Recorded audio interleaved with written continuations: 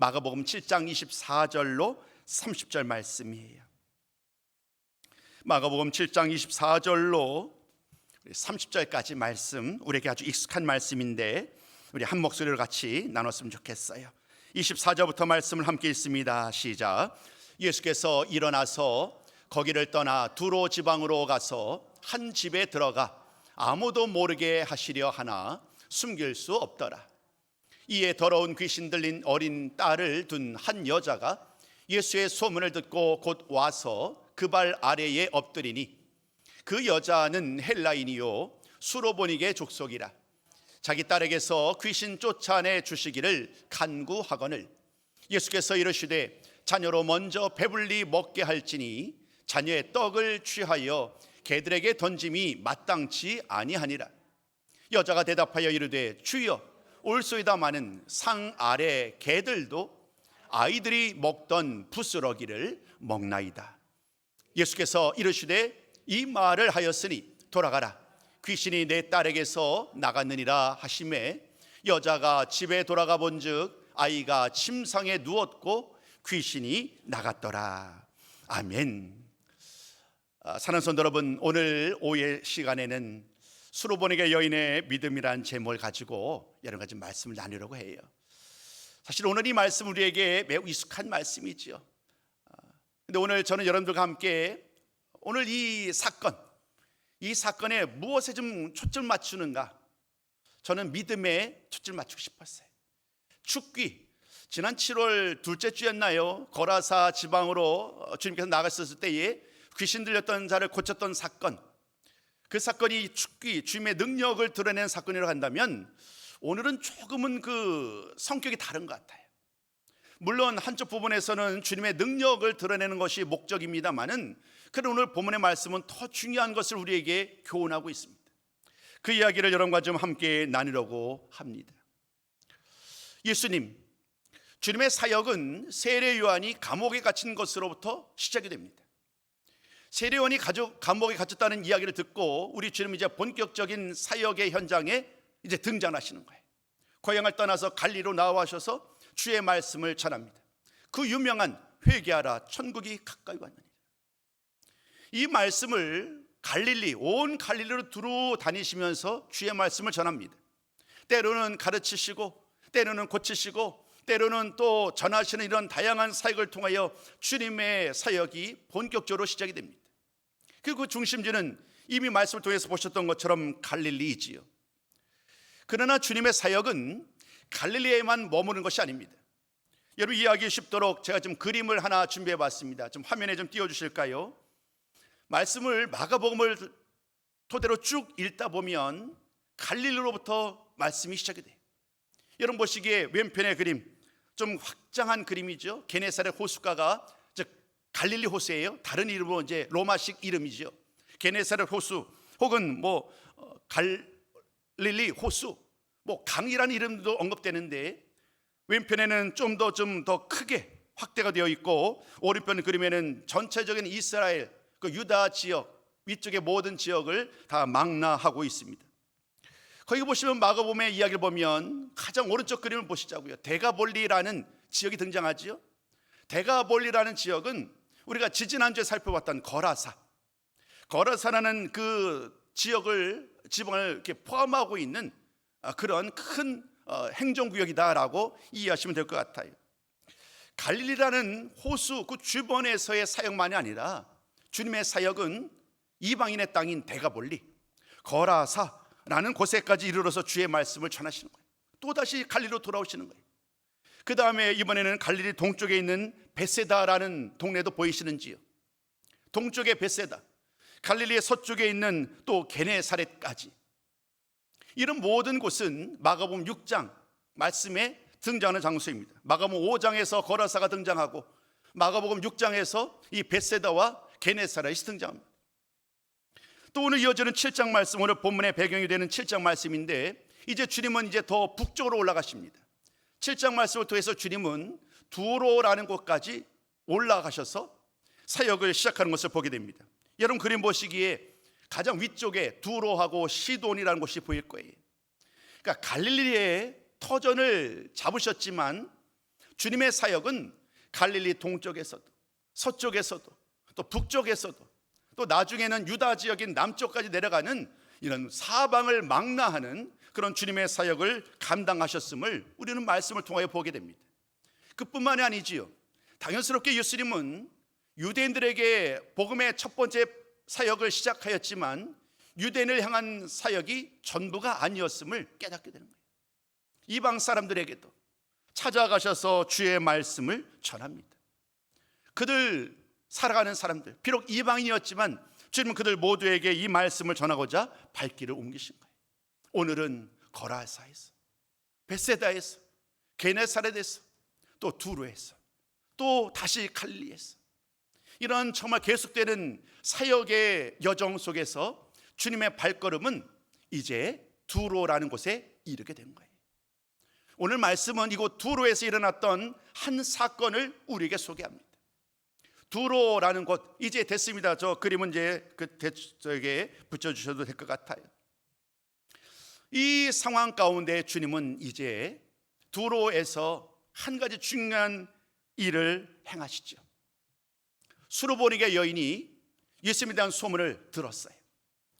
두로라는 곳이 사실은 이방인의 땅이에요. 역사적으로 보면 아스타롯이라는 여신을 숭배하는 그런 신전이 있었던 우상의 도시라는 거예요. 얼마나 번창했었는지, 아주 경제적으로 부유한 도시였지만 이제 우상의 도시로 수많은 사람들이 그 우상을 숭배하는 그 이방인의 땅. 그래서 예수님이 이르렀는데 예수님의 말씀의 능력이 얼마나 대단했는지 오늘 한번 보세요. 말씀 보시는 것처럼 예수님의 그 행하신 이야기들을 감출 수가 없었다고 말해요. 수많은 사람들이 이미 주님의 능력을 알고 있었던 거죠. 그래서 몰래 은밀하게 그곳을 다녀오게 했지만 결코 주님을 숨길 수 없었다라는 말씀을 전합니다. 주님에 대한 소문이 난 거예요. 여러분 우리들 그러잖아요. 유명한 사람이 어느 동네에 오면 소문이 금방 나잖아요. 누가 우리 동네에 왔다더라. 아마 똑같은 일이 벌어진 거죠. 예수님이라는 분이 우리 동네에 왔어. 예수님이 한 분이 우리 동네에 왔는데 이분이 얼마나 큰 능력을 행하는지 몰라라고 하면서 아마도 꼬리에 꼬리를 물으면서 소문이 퍼져갔겠지. 많은 사람들이 모여들었고 그 중에 한 사람이 바로 수로보니게 여인입니다. 이 여인은 헬라인입니다. 수로보니게라는 도시 출신의 헬라인 여자인 거죠. 이 여인도 예수님에 대한 소문을 들었습니다. 그래서 주님 앞에 나온 거예요. 주님 앞에 나와서 무릎을 꿇습니다. 이와 관련해서 오늘 저는 여러분들에게 이 여인의 행동을 바로 이와 같은 일 때문이었다라고 말씀을 나누고 싶었어요. 첫 번째 제목에 그 의미를 좀 담아냈는데요. 우리 한번 같이 한번 읽어볼까요? 같이 한번 읽습니다. 자, 시작. 수로보니게 여인의 믿음을 테스트하셨다는 거예요. 하나님의 은혜는요, 우연이라는 방법을 통해서도 임하는 것 같아요. 아주 계획적인 상황 속에서도 역사하시지만 뜻밖의 사건, 뜻밖의 이야기를 통하여, 뜻밖의 만남을 통하여 하나님은 크신 일을 행하시는 분이지요. 수로보니게 여인은 다급했어요. 왜냐하면 사랑하는 딸이 귀신이 들렸기 때문에. 이방 여인인 수로보니게 여인, 내 딸을 낳고자 하는 그 열망이 예수님이 오셨다는 말을 듣고 갑자기 생기지는 않았을 거예요. 여러분, 가정에 아픈 사람, 정말 힘들어하는 사람이 함께하고 있다면 그 온 가족이 얼마나 힘겹겠어요. 그를 위해서 최선을 다하지 않았을까요? 낫게 하려고, 더 아프지 않게 하려고 아마 모든 가족들이 한마음이 되어서 정말 온갖 방법을 다 해서 낫게 아마 애를 쓸 거예요. 용하다, 정말 능력 있다라는 의사를 찾아갈 것이고 병원을 찾아갈 것이고 아마 약을 가지고 그 모든 아픔에서, 그 모든 어려움에서 자유하게 되기를 원할 거예요. 이 딸, 사랑하는 딸이 귀신이 들렸어요. 그러니 엄마의 마음이 얼마나 아팠겠어요. 얼마나 슬펐겠어요. 정말 능력이 많다는 많은 선지자들, 많은 하나님의 종, 혹은 이 여인이 이방인에 있으니까 그 이방 신들을 놓고 그들의 이름을 불러가면서 내 딸을 낳게 해달라고 말하지 않았을까요? 그러나 결과적으로 이 딸은 여전히 동일합니다. 그런 과정 속에서 우리 주님이 이곳에 오셨다라는 이 말씀을 듣고 이제 이 두로라는 곳에까지 찾아온 거예요. 그리고 주님 앞에 엎드립니다. 주님 바로 엎드려서 자신의 딸을 좀 귀신을 좀 내쫓아 주기를 그렇게 간구하는 모습으로 오늘 이 여인을 우리는 만나게 되는 거예요. 이제까지 우리가 만났던 예수님은 어떨까요? 그 여인에게 따뜻한 말을 하지요. 그 사람에게 아마 위로의 말을 할 거예요. 근데 어찌된 일인지 오늘 만나는 이 주님의 화답은 너무나도 충격적입니다. 오늘 주님의 말씀 한번 보세요. 우리 한번 27절 말씀 한번 같이 읽어볼까요? 27절 말씀을 함께 읽어봅니다. 자, 시작. 자녀로 먼저 배불리 먹게 할지니 자녀의 떡을 취하여 개들에게 던짐이 마땅치 아니하니라. 자녀로 먼저 배불리 먹게 할지니 자녀의 떡을 취하여 개들에게 던짐이 마땅치 아니하니라. 이 말을 좀 이렇게 의역해 보면 이런 거예요. 자녀들, 주님 말하는 자녀들은 유대인들이겠지요. 주님 말하는 이 개들은 이방인들, 이 여인 같은 사람을 가리키는 말이에요. 여러분, 우리 주님의 입술에서 이런 말이 나오는 것, 여러분 상상도 못할 일 아닙니까? 이방인 여인, 더군다나 자기 딸이 귀신 들려서 정말 슬픔 가운데 나온 이 여인을 향하여 주님은 위로의 말을 전하기는커녕 오히려 이 여인에게 정말로 너무나도 충격적인 말을 전합니다. 한마디로 그런 거예요. 너는 개 같은 사람 아니냐? 개 같은 너에게 줄 그런 약속은 없다라고 주님은 말씀하는 거예요. 여기서 우리는 한 가지 질문을 던져야 합니다. 왜 주님은 이렇게 말씀하시는가 하는 거예요. 왜 주님은 이렇게 말씀하셨을까? 그 답은 이럴 수 있겠죠. 그 여인이 이방인이니까. 그러나 이 답은 틀린 답이에요. 이 여인이 이방인이기 때문에 주님이 그 여인을 향하여 개라고 친 것이 아닙니다. 오늘 제가 앞서서 그림을 보여드렸잖아요. 이미 주님은 갈릴리 지역, 이 유대인의 지역만이 아니라 동서남북 이방인의 땅에까지 나아가서 그곳에서 이미 이방 사람들을 만났어요. 심지어 그곳에서 사람들을 만났고 귀신 들린 자를 고치셨고 수많은 병자들을 낫게 하셨고 죽은 자를 또 수많은 기적을 행하는 일들을 이미 행하셨단 말이에요. 그러니까 오늘 이 여인에게만 유독 이 개 같다라는 비유의 말로 말할 이유가 전혀 없는 거지요. 오늘 주님은 그러므로 이 말씀했던 것은 분명한 이유가 있는 거예요. 그러니까 이 말씀 우리가 오늘 볼 때에 그 핵심을 놓치지 말아야 된다는 것입니다. 이미 답을 드렸지요. 오늘 주님은 이 여인을 향하여서 오늘 말씀드렸던 것, 자녀로 먼저 배불리 먹게 할지니 자녀의 떡을 취하여 개들에게 던짐이 마땅치 않다라는 이 말씀을 전했던 이유는 바로 여기에 있는 거예요. 지금 그 여인의 믿음을 테스트하고 싶으셨던 거예요. 그 여인이 얼마나 예수님을 믿는지, 그냥 자기의 딸을, 귀신 들린 딸을 고치기 위해서 그냥 그 목적 하나로 나왔는지, 아니면 예수님에 대한 소문을 들었고 그 예수님을 정말로 나의 믿음의 주님으로 영접하기를 원했던 그런 마음으로 오늘 그 주님을 찾아왔는지 오늘 주님은 알고 싶으셨던 거예요. 그래서 그 여인에게 아주 충격적인, 너무나도 정말 뭐랄까요, 아픈 질문을 던지는 거죠. 개와 같은 사람으로 비유되는 그 상을 한번 우리가 상상해 보세요. 오늘 만약에 주님이 나를 향하여 그같이 얘기했다고 해보면 아마도 충격으로 다가오지 않을까요? 오늘 주님께서는 이 이야기를 통해서 이 믿음의 테스트로 오늘 이 여인에게 이와 같은 말씀을 하셨다는 것을 우리가 염두에 두셔야 합니다. 성경을 보면 이런 믿음의 테스트를 했던 많은 사건들을 보게 됩니다. 저는 늘상 이 믿음의 테스트라는 말만 나오면 늘상 강조드리는 한 사람의 이야기가 있습니다. 바로 아브라함입니다. 아브라함의 이야기를 여러분 잘 아시죠? 25년 만에 드디어 아들을 얻어요. 기도로 그토록 소망했고 주님의 약속을 기다렸던 25년의 삶이 지난 다음에 드디어 100세 때의 아들을 얻잖아요. 그런데 잘 성장하던 아들, 독자 이삭을 하나님께 바치라는 거예요. 너무나도 갑작스러운 하나님의 명령에 거절할 만도 하잖아요. 아니, 어떻게 하나님 이런 명령을 하실 수 있습니까? 이렇게 얘기하면서 하나님의 명령을 하나님의 말씀이 아니고 오히려 사탄이 나를 테스트하기 위한 하나님의 음성으로 사탄이 나에게 나타나서 그 말로 나를 유혹하는 것은 아닌가, 이렇게 이해할 수도 있을 것 아니겠어요? 그러나 말씀을 보면 아브라함은 의심하지 않습니다. 설사 내 아들 독자 이삭이 죽는다고 할지라도 그 생명을 주신 분도 하나님이시라면 내가 알 수 없지만 우리 하나님께서 또다시 또 다른 방법으로 다시 한번 그 아들을 주실 것을 믿어 의심치 않는 거예요. 그 믿음이 있었기에 하나님의 말씀을 듣고 그는 즉시 침을 끓입니다. 그리고 종과 더불어 하나님이 약속하셨던 그 모리아 산으로 올라가는 거예요. 이 모든 행동에는 믿음이 깔려 있습니다.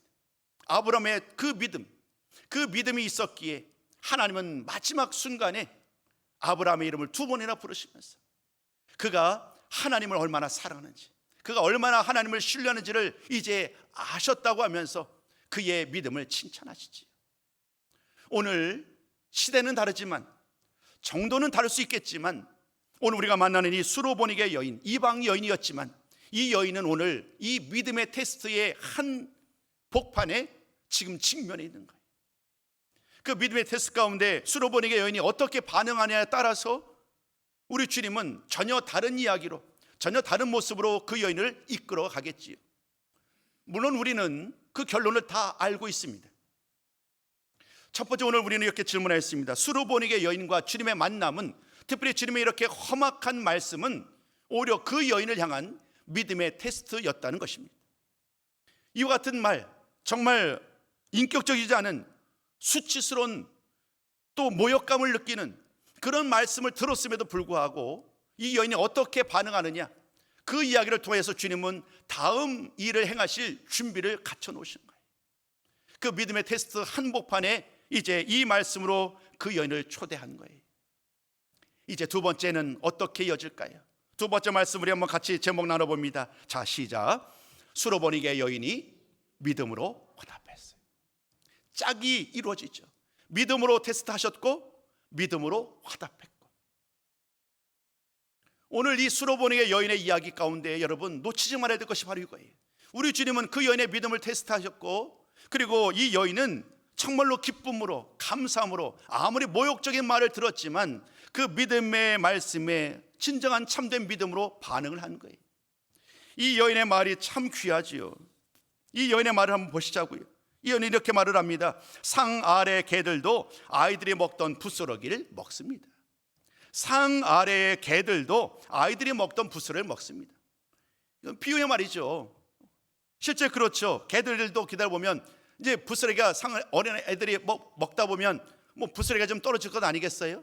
그럼 개들이 그 부스러기를 먹게 되는데, 이것을 자신에게 비유하는 거예요. 자신은 주님께서 말씀한 것처럼 개 같은 그러한 존재가 맞다라고 인정합니다. 펄쩍 뛰면서 내가 얼마나 존귀한 자인데 나를 향하여 주님이 개라고 얘기를 합니까? 그러면서 무시하고 그 자리를 떠나가지 않아요. 여러분, 정말 중요한 순간입니다. 주님의 이러한 말씀에 모욕감과 수치를 겪는 말을 들었고 만약에 그냥 떠나갔다고 한다면 이후에 어떤 일이 일어날까요? 아마도 귀신 들렸던 딸도 구원받지 못하고 그 여인의 믿음도 온전한 열매로 이어지지 못했을 거예요. 수모를 당하였지만 그러나 그 여인은 알아요. 주님께서 왜 이와 같이 말씀하셨는지. 우리 이 말씀은 나로 하여금 주님을 향한 나의 믿음을 우리 주님이 확인하고 싶으셨구나. 그래서 그 여인은 그 말씀에, 주님의 말씀에 충격을 받지 아니하고 오히려 자신을 그대로 인정합니다. 네, 맞습니다. 저는 개와 같은 그런 삶을 살아왔던 존재입니다. 비록 우리 주님께서 먼저 그 자녀들, 즉 유대인들에게 복음을 전하셨고 그들을 위해서 이 세상에 오신 메시아이심을 그 역시 인정하는 거예요.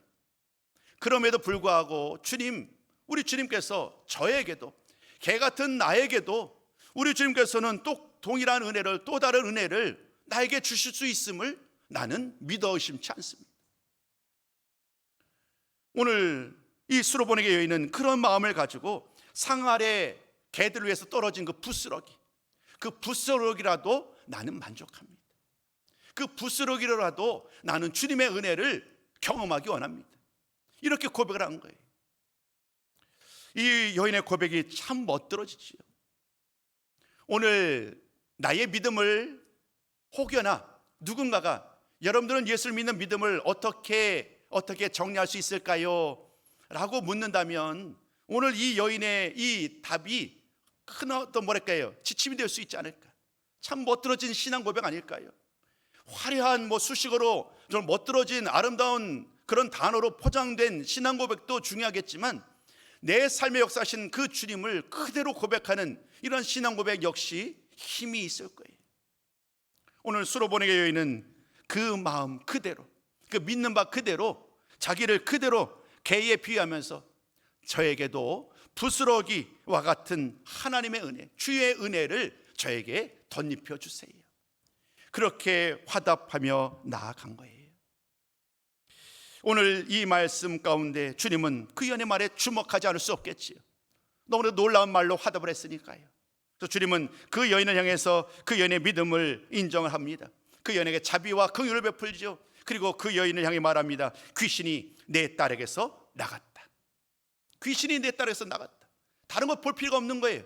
그 여인의 믿음을 확인한 순간 그 귀신 들린 딸의 모든 그 딸을 얽어맸던 귀신은 한순간에 쫓겨나는 결과를 맞게 됩니다. 오늘 이 말씀을 마태복음 15장에서도 우리에게 보여주는데요, 마태복음에서는 이렇게 표현을 합니다. 우리 한번 이 말씀 같이 한번 나누기 원합니다. 마태복음 15장 28절 우리 한번 같이 읽어봅니다. 자, 시작. 여자여 내 믿음이 크도다. 그의 딸이 나으니라. 아멘. 마태는요 명확하게 말합니다. 내 믿음이 크도다. 마가복음은 이 믿음이 크도다라는 말을 직접 언급하지는 않지요. 그러나 마태복음에서는 내 믿음이 크도다. 이 여인의 행동이 믿음에서 나온 행동이라는 거예요. 주 예수를 믿었기 때문에 이런 수치와 모욕을 겪으면서도 기꺼이 흔들리지 아니하고 주의 말씀 의지하여 믿음으로 나아갔고, 그 말씀을 따라 주 앞에 나아갔을 때에 주님께서 그 여인의 믿음을 보시고 그 여인의 딸에 들렸던 귀신을 쫓아내신 거지. 여러분, 우리는 편가르기를 좋아합니다. 내 편. 이방인이냐 유대인이냐, 오랫동안 신앙생활을 했느냐 그렇지 않느냐, 출신이 어디이냐, 이런 다양한 일들도 우리는 서로 이렇게 편을 가르기를 좋아합니다. 이런 일들은 예나 지금이나 똑같은 것 같습니다. 이때에도 마찬가지였어요. 유대인들은 말합니다. 예수님은 우리로 오신 분이다. 그런 이방인들에게 그들이 구원을 받을 사람이다라고 유대인들은 절대적으로 인정하지 않아요. 그럼에도 불구하고 주님은 그런 그들의 주장에 아랑곳 없이 주님은 의도적으로 이방인의 땅으로 나아가신 거예요. 그들의 주장이 틀리기 때문에. 그래서 주님은 유대인이든 이방인인들 그것이 중요한 것이 아니죠. 우리 주님에게 중요한 것은 이거예요. 주님을 향한 믿음이 있느냐 없느냐. 주님을 향한 믿음이 있다면 그 여인이 아니면 그 사람이 유대인이냐 이방인이냐 헬라인이냐 더 이상 중요한 것이 아닌 거예요. 그 믿음이 그를 구원할 테니까. 그래서 오늘 이런 모든 이야기를 통하여 다시 한번 이 수로보니게 여인의 믿음이 드디어 온전히 드러나게 되는 그런 결과를 맞이하게 됩니다. 부스러기 같은 은혜, 부스러기 같은 신앙, 부스러기 같은 믿음, 뭔가 좀 이렇게 보기에 멋져 보이진 않지만, 그러나 이 여인은 알아요. 그 부스러기와 같은 것으로도 주님의 은혜를 누리기에는 부족함이 없는 거예요. 그렇기 때문에 그 여인은 이 상 아래 떨어진 그 부스러기를 오히려 기꺼이 기쁨으로 받아들이면서 기다릴 수 있었지. 오늘 주시는 이 말씀 속에서 다시 한번 오늘 우리는 주님께서 수로보니게 여인과의 이야기를 통해서 무엇을 말씀하고자 했었는지 그 이유를 다시 한번 깨닫게 됩니다. 첫 번째, 축귀 사건으로 이 말씀을 축소하지 않았으면 좋겠어요. 우리 주님은 능력이 많으시구나, 귀신까지 쫓아내셨구나라는 이 기적의 이야기로 바라볼 수 있지만 그것이 전부가 아니라는 거예요. 그것 외에도 두 가지를 추가할 수 있을 것 같아요. 첫 번째, 주님의 사역의 범위가 얼마나 크고 놀라운지, 유대인들만이 아닌 모든 이방 사람들까지도 능히 구원에 이르게 할 수 있는 그 능력이 주님께 있음을 이 사건을 통해 보여주신 거예요. 두 번째, 가장 중요한, 오늘 모든 말씀의 초점이었었던 이 믿음의 중요성을 또 여러분들에게 강조드린 거예요. 정말로 믿음이 중요하다. 나의 처지 형편, 내가 어떤 출신인지, 내가 어떤 존재인지 문제되지 아니하고 오직 예수님을 얼마나 온전히 신뢰하느냐, 그 신뢰가, 그 믿음이 나를 구원으로 이끌어간다. 말씀을 읽다 보면 구조, 순서도 우연이 아님을 보게 돼요. 예를 들면 이런 거죠. 오늘 바로 앞에 보세요. 24절에 오늘 수로보니게 여인에 대한 믿음의 이야기잖아요. 바로 앞부분 한번 보세요. 바로 앞부분에 등장하는 주인공들은 누구냐면 바리새인들과 서기관들, 한마디로 유대인들 중에서 유대인들 중에서 가장 탁월하고 정말 하나님의 그 은혜와 능력을 따라 살고 있다라고 주장하던 사람들이. 근데 오늘 말씀은 뭐라고 얘기하느냐면 그들의 그런 주장이 믿음으로 이어지지 못하는 거예요. 장로들의 과거의 전통만 따르고 정작 예수님을 믿지 않는 거예요. 그토록 존경에 맞이하는 유대인들, 바리새인들과 또 서기관들이 예수님을 믿지 않는데 그토록 개 같은 존재처럼 여겨지는 하찮은 존재로 여겨졌던 이 한 여인, 이 여인은 믿음으로 화답하는 거예요. 그러니까 7장을 볼 때에 이 두 가지 관점이 우리에게 바로 나타나는 거죠. 그러니까 이 여인의 믿음, 이 신앙이 얼마나 중요한지, 겉으로 보기에 사람을 평가하고 판단하는 것이 얼마나 위험한지를 다시 한번 이 여인의 이야기를 통하여 보게 됩니다. 이러한 이야기는요 계속 이어져요. 우리가 7장이니까요 10장이죠. 10장 말씀을 보면 또 동일한 이야기가 주어집니다. 한 사람은 누구냐면 부자 청년이에요. 부자 청년. 또 한 사람은요 바디메오, 장님 바디메오예요. 이 두 사람의 얘기를 전합니다. 이 두 사람의 얘기를 전하면서 당연스럽게 이 부자 청년이 기회를 먼저 얻었지만 이 부자 청년은 결국 주님의 초청에 화답하지 못한 채 돌아가고 말아요. 물질, 그 부유함, 이 물질로 인하여 근심하며 돌아간 거예요. 믿음의 초청, 믿음의 테스트를 통과하지 못한 거죠. 그러니까 반대로 장님, 맹인 바디메오, 그 바디메오는 스스로 알아요. 스스로 자기가 얼마나 비천한 자인지. 그렇기 때문에 주님께, 저 용어는 정확하지 않아요. 하나님, 주님 나에게 자비를 베풀어 주세요. 나에게 자비를 베풀어 주세요라고 주님 앞에 고백할 때에 주님이 그 눈을 뜨게 하시잖아요. 성경 말씀은 이토록 두 가지 이야기를 같이 보여줍니다. 그러면서 우리에게 묻는 거죠. 누구의 믿음이 과연 주님이 기뻐하시는 믿음인가? 오늘 이 말씀을 통해 다시 한번 오늘 우리들을 향한 이 귀한 말씀의 의미를 구별하셨으면 좋겠어요. 요한복음에도 요한복음 6장이죠. 이렇게 얘기를 합니다. 수많은 무리들이 따라와요. 정말 많은 무리들이 주님을 따릅니다. 5천 명 먹고 장정만, 그리고 수만 명이 함께 했는데요. 마지막 결정적일 때에 주님께서 말씀을 전합니다. 하나님 나라의 복음, 영생의 말씀이죠.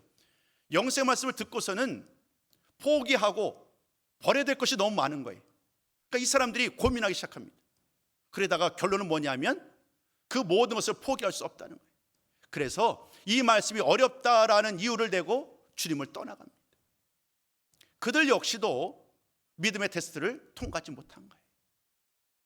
오늘 저는 여러분들에게 이 말씀을, 이 믿음의 테스트라는 그런 이야기를 가지고 말씀을 풀어보았어요. 오늘도 주님은 우리의 삶 속에 믿음의 테스트로 계속해서 묻는, 그렇게 물어왔던 삶이 우리의 삶이 아닐까요? 돌이켜보면 우리들 살아가는 동안에 아브라함에게, 또 오늘 우리가 만났던 이 수로보니게 여인에게, 또 그 앞서 말씀드렸던 그 맹인 바디메오에게, 수많은 주님의 제들에게까지 언제나 우리 주님은 믿음의 테스트를 그들에게 걸어오시는 거예요. 그리고 그 믿음의 테스트를 통하여 우리의 믿음을 점검하기를 원하시는 거죠. 여러분, 바라기는 우리 모두 이 주님의 이 믿음의 테스트 앞에 우리 모두 순종하심으로 이 모든 믿음의 테스트를 다 통과하시고 더 기쁨으로, 더 감사함으로 주님을 섬기는 우리 모든 성도의 삶이 되셨으면 좋겠어요. 수로보니게 여인의 아픔, 딸의 아픔이었죠. 그 딸의 아픔은 엄마의 아픔이기도 했어요. 오늘 우리의 아픔, 우리의 슬픔이 어쩌면 또 다른 믿음의 테스트일 수도 있어요. 이런 모든 과정 속에서 다시 한번 주님께서 나를 향해 주시는 이 테스트 가운데 온전히 믿음으로 화답하시고 순종으로 화답하며 나아갈 때에 주님께서 그 모든 테스트 가운데 오히려 우리를 칭찬하고 두 팔 벌려 우리를 기쁨으로 맞이할 줄로 믿습니다. 그 결과 주님은 우리의 믿음을 기뻐하시고 많은 사람들에게, 더 많은 사람에게 전하는 그러한 은혜의 삶을 살게 하지 않을까. 앞으로 여러분 기대해 보시자고요. 우리의 믿음의 여정 가운데 때로는 또 다른 믿음의 테스트가 임할 수도 있겠지만, 그런 오늘 수도보니게 여인의 이 모든 믿음의 테스트를 어떻게 감당하고 이겨내는지를 기억하시고 우리 모두 그 선한 싸움, 믿음의 테스트를 잘 이겨내시고 우리 주님 앞에 인정받고 모든 사람들에게 존경받는 참다운 믿음의 사람으로 지어져 가시기를 다시 한번 주님의 이름으로 축복합니다.